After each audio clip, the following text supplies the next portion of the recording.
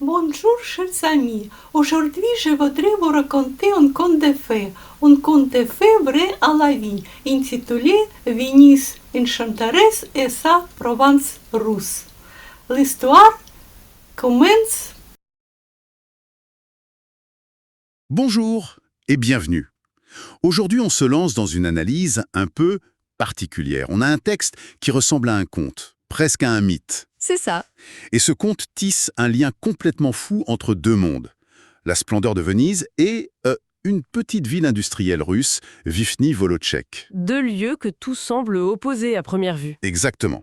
Et notre mission, ça va être de décortiquer cette fable pour trouver les parallèles, qui sont, paraît-il, assez surprenants. Ah oui, Et pour nous guider, le texte nous donne un personnage central, un fil conducteur assez spectaculaire. Il s'agit d'un ange. un ange. Oui, un ange qui a l'apparence d'un lion ailé. C'est le protecteur de Venise et c'est lui qui va créer ce pont un peu inattendu entre les deux univers. D'accord. Un ange lion. L'image est forte. Mais alors, avant d'aller plus loin, il faut qu'on en sache plus. Il sort d'où ce personnage? Quelle est son histoire? C'est une excellente question, parce que tout part de là. Le conte le fait naître bien avant Venise, vers 300 avant notre ère. Ah oui, quand même. Et dès le départ, il est décrit comme différent. Il n'est pas dans la contemplation, il est fasciné par l'humanité. Par sa créativité, sa fragilité aussi. Il ressent une sorte de compassion et décide de rester sur Terre. Comme un observateur bienveillant. Plus que ça, un compagnon invisible. Et ce qui va vraiment l'attirer, c'est le peuple des Vénètes, Ceux qui vont fonder Venise. précisément. Il les observe s'installer dans cette lagune, un milieu hostile, et il est ébloui par leur courage, leur ingéniosité. Il les voit planter ces milliers de pieux dans la vase pour construire sur l'eau. Ce défi à la nature, en quelque sorte. C'est ça le touche profondément. Du coup, il décide de les aider, discrètement, en leur soufflant des idées. Le conte dit même qu'il est là, en coulisses, pour la fondation de la ville en 421. C'est une jolie façon de mythifier la naissance de la ville. Et j'imagine que cette aide invisible finit par devenir un symbole très officiel. Tout à fait. Au fil des siècles, il devient la personnification du lion Saint-Marc, l'âme de la ville. On le retrouve sur le sceau du Doge dès 1261, sur la colonne de la Piazzetta. Il devient le symbole de la puissance de Venise. Surtout à son apogée. Oui, et il faut se représenter cette Venise du XVIIe siècle. Ce n'est pas juste une jolie ville, c'est une superpuissance de l'artisanat de luxe. C'est vrai. Vous avez Murano, avec son monopole sur le verre, les miroirs, une technologie de pointe pour l'époque. Vous avez Burano et sa dentelle, la fameuse Punto in aria, Des points en l'air. d'une finesse incroyable. Et puis les violons, les clavecins, l'arsenal pour les navires, l'imprimerie. Venise est un concentré de savoir-faire. Et notre ange, eh bien, il incarne tout ça. D'accord. Et c'est au milieu de toute cette splendeur que tout va basculer. C'est le point de départ de notre histoire, en fait. Oui, en l'an 1700, l'ange, en flânant, tombe sur un document. L'album Meyerberg. C'est quoi cet album? C'est le carnet de voyage illustré d'un diplomate qui a traversé la Russie 40 ans plus tôt. Attendez. Juste par hasard, en feuilletant un vieil album, il découvre une sorte de Venise perdue en pleine Russie? Ça paraît un peu trop beau pour être vrai. C'est tout l'esprit du conte, c'est le destin qui frappe. Dans les dessins, il voit un peuple, les Volokanes, qui vivent à des centaines de kilomètres de Moscou. Et là, c'est le choc. Pourquoi? Il voit des gens qui vivent sur des îles, au milieu d'un dédale de rivières, de lacs. C'est un miroir de sa propre cité. Une Venise du Nord, mais en beaucoup plus rude. Plus dur. Qu'est-ce qui rend leur vie si différente? C'est un mot russe, le Wolok. C'est une portion de terre qui sépare deux rivières. Et pour passer, les hommes devaient hisser leurs bateaux hors de l'eau et les tirer à la force des bras. Un travail de forçat. Éreintant, oui. L'ange est bouleversé par ces images de souffrance, surtout à un endroit appelé le Haut-Wolok, Verkhny Volok. Ça contraste tellement avec la légèreté des gondoles. Et là, c'est le déclic. Il voit cette souffrance, il a des siècles de génie hydraulique vénitien en tête, et il se dit « je peux les aider Exactement. Il n'hésite pas. Par pure compassion, il quitte sa Venise et s'envole pour la Russie, emportant avec lui tout ce savoir-faire. ». Et son arrivée en Russie, en 1702, ça ne pouvait pas mieux tomber, j'imagine. C'est presque providentiel. Il arrive en plein règne de Pierre le Grand. Et le tsar, à ce moment-là, a deux projets fous. fonder Saint-Pétersbourg. Et créer une voie navigable pour la relier au reste de l'Empire, jusqu'à la mer Caspienne. Voilà. Et le point de jonction de ces deux destins, celui de l'Ange et celui du Tsar, c'est ce fameux Ovolorok. Le tsar lance donc le projet. Oui, mais il fait une erreur. Il engage des ingénieurs hollandais qui sont réputés. Sauf qu'ils font au plus simple. Ils creusent un canal pour relier deux rivières. Et quelques mois plus tard, tout est à sec. Un fiasco. C'est là qu'entre en scène un héros plus humain, un certain Mikhail Serdyukov. Oui, un personnage incroyable. Un ancien serve affranchi par le tsar pour son intelligence. Il se présente, il dit qu'il peut faire fonctionner le système. Et le comte nous dit qu'il est secrètement conseillé par l'ange. Et sa solution, elle a quoi de si vénitien? C'est là que c'est génial. Les Hollandais avaient juste connecté deux tuyaux. Serdyukov, lui, il va créer le premier grand réservoir artificiel de Russie. Un immense château d'eau. Il stocke l'eau. Il la stocke et il la maîtrise. Il construit un système complexe d'écluses, de canaux de dérivation. Il ne laisse plus l'eau couler au hasard, il la dirige. Il transforme un torrent en autoroute fluviale. Il organise même le trafic, non? Oui, en 3 grandes caravanes par an, pour laisser le temps au réservoir de se remplir. C'est une gestion totale. Et ça marche? C'est un succès phénoménal. Le système devient l'artère qui nourrit Saint-Pétersbourg et une ville née de ce projet qui prend le nom du lieu, Vyshny Volochysk. C'est un beau parallèle. Venise est née des marais, cette ville est née de la maîtrise de l'eau. La mission de l'ange est accomplie. Mais il ne reste pas. Vers 1725, la nostalgie est trop forte, il rentre à Venise. Mais il ne part pas sans laisser une trace. Non. Avant de partir, il convoque ses frères, des lions de pierre, majestueux mais sans ailes. Il leur confie la garde de la ville et c'est eux qui vont veiller sur la suite de l'héritage. Alors justement, cet héritage. Quel est le premier domaine où cet esprit vénitien va vraiment refaire surface? Le texte nous emmène vers quelque chose d'assez inattendu, le verre. Bien plus tard, en 1923, une usine de verre est fondée là-bas, mais rouge. Mhm. Et son heure de gloire, c'est en 1944. Staline ordonne de remplacer les étoiles des tours du Kremlin, mais le cahier des charges est quasi impossible. C'est-à-dire, qu'est-ce qu'on leur demande? De créer un verre rubis qui soit éclatant sous le soleil, mais qui reste tout aussi rouge et lumineux la nuit quand il est éclairé de l'intérieur. Or, la plupart des verres rouges deviennent presque noirs quand la lumière vient de derrière. C'est un vrai casse-tête d'opticien. Et ils trouvent la solution? Ils accomplissent un miracle technique qui rappelle vraiment l'alchimie des maîtres de Murano. En 1946, ils mettent au point un verre multicouche, révolutionnaire. Une couche de rubis, une de cristal, une de verre laiteux pour diffuser la lumière. C'est cette recette secrète qui donne ce rouge si particulier aux étoiles. On retrouve cette culture du secret, de la formule magique. Mais comme beaucoup d'industries soviétiques, j'imagine que l'aventure s'arrête. Oui, l'usine ferme en 2002. C'est une fin tragique pour un tel savoir-faire. Et malheureusement, ce n'est que le début. Ce qui nous amène au deuxième héritage. Oui, la ville était déjà un centre de filature au XIXe siècle. Après la Révolution, les Soviétiques en font des combinés gigantesques, avec des noms très barbares. Évocateur. L'avant-garde prolétarienne, la Commune de Paris. Voilà. Et là, le contraste est fascinant. On a la dentelle de Burano, un artisanat de luxe pour une élite, et de l'autre, des usines de masse qui habillent des millions de Soviétiques. C'est exactement l'opposition que le texte met en lumière. L'artisanat vénitien tourné vers le beau, le rare, et l'industrie soviétique tournée vers l'utile, le collectif.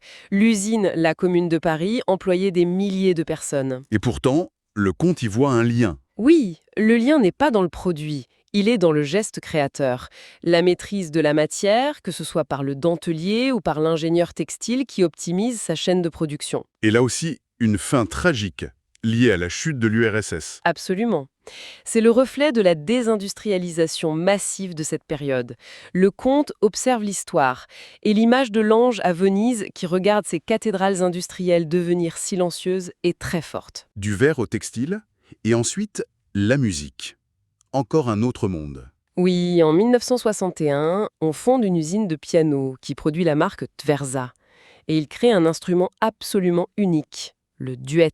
Le duet, qu'est-ce que c'est? Un hybride. Un piano à cordes couplé à un accordéon à lame. Le musicien peut jouer des deux en même temps. C'est fou. Le texte décrit le son comme la rencontre de la mélancolie des canaux de Venise et du vent dans la taïga russe. C'est la synthèse parfaite des deux âmes. Mais j'ai peur de connaître la fin. La même, hélas. L'usine est détruite après la chute de l'URSS. Le conte se termine sur cette image de l'ange qui, depuis Venise, entend s'éteindre le dernier accord du dernier piano de Tverza. Vers, textile, musique. Le quatrième parallèle est plus artistique, plus subtil. Oui, c'est la peinture. Près de la ville, il y a la datcha académique Ilya Repin, un lieu où les plus grands peintres russes viennent travailler depuis plus d'un siècle. Et ils viennent y chercher quoi? La même chose qui a attiré des générations de peintres à Venise, la lumière. La lumière sur l'eau. Exactement. Cette lumière changeante qui se reflète sur les lacs, les canaux, c'est la même quête. Et le texte va même plus loin, en tissant des liens entre les maîtres. C'est-à-dire? Il suggère que le rouge de Titien a trouvé sa réincarnation dans le vert rubis du Kremlin, que la précision quasi mathématique de Canaletto se retrouve dans les plans des écluses de Serdukoff, L'art et la technique ne font qu'un. et que la lumière dramatique du Tintoret trouve un écho dans les ciels tourmentés des paysages russes. C'est une vision très unificatrice. D'accord. Et tout ça nous amène au point culminant du conte, son idée la plus folle. Un message secret laissé par l'ange, non pas en Russie, mais à Venise. C'est la révélation finale. L'idée que le palais des Doges n'est pas seulement de la pierre, mais une partition de musique pétrifiée. Une partition? Comment ça? Chaque élément architectural jouerait un rôle. Les 38 quadrilobes sur la façade, ces motifs à 4 feuilles, ce seraient les notes, le tempo. D'accord. Les grandes arcades du rez-de-chaussée, massives, régulières, ce serait la ligne de basse, la fondation rythmique. Et la mélodie? Ce seraient les logias juste au-dessus, beaucoup plus légères, ajourées. Un allegro. Et enfin les solistes. Les solistes. Les chapiteaux des 36 colonnes. Ils sont tous différents, sculptés avec les vertus, les arts, les métiers. Chaque chapiteau serait un soliste qui joue sa propre partie. C'est une idée magnifique. Et le lien avec la Russie, du coup? L'écho. On retrouverait un fragment de cette mélodie sur la façade du théâtre dramatique de Vichny-Volotchek, construit en 1896. On y voit des motifs de rosaces, des logias, qui rappellent directement le palais des Doges. C'est comme si un écho de la partition avait traversé l'Europe, ce qui pose la question finale du texte, en fait. Oui, Cette symphonie de pierre qui relie les deux villes, est-ce que ce serait une sorte de plan pour réconcilier l'art et l'industrie? Une harmonie pour le futur, qui attend qu'on la déchiffre. c'est la grande question laissée en suspens. Une invitation à ne plus opposer ces deux mondes, mais à les voir comme les deux voix d'une même mélodie. Pour résumer, on a donc suivi un ange lion de Venise à la Russie. On a vu des liens se créer, à travers le verre, le textile, la musique, la peinture, jusqu'à cette idée d'une architecture musicale. C'est un voyage assez vertigineux. La synthèse du conte, je crois, c'est que même quand les usines ferment, quand les empires s'effondrent, l'esprit créateur, lui, il survit. L'héritage n'est pas dans les ruines, mais dans ce que le texte appelle la beauté du geste créateur, Et les lions sans ailes veillent toujours sur cette mémoire. comme des gardiens silencieux. Et le texte nous laisse sur cette idée d'une musique cachée dans l'architecture. Et ça ouvre une perspective fascinante. Si le palais des Doges est une partition, quels autres messages se cachent dans les monuments qu'on croise tous les jours? Si les murs de nos villes nous chantaient des histoires, est-ce qu'on prendrait seulement le temps de les écouter? В космосе. Он был мальчишкой, когда страна встречала воинов, вернувшихся с войны. А теперь весь мир радостно встречает советского Колумба космоса. В Вышний Волочек Юрий Гагарин приехал в гости к ударникам коммунистического труда. И вот стоят рядом Юрий Гагарин и Валентина Гаганова. Тот, кто прокладывал путь к звездам, и та, кто делает обыкновенное земное дело.